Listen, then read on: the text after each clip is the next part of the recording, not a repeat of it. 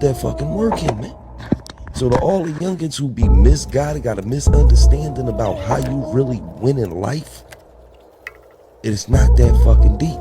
You put the work in, and when you put the work in, God bless you. Shit is not that deep, man.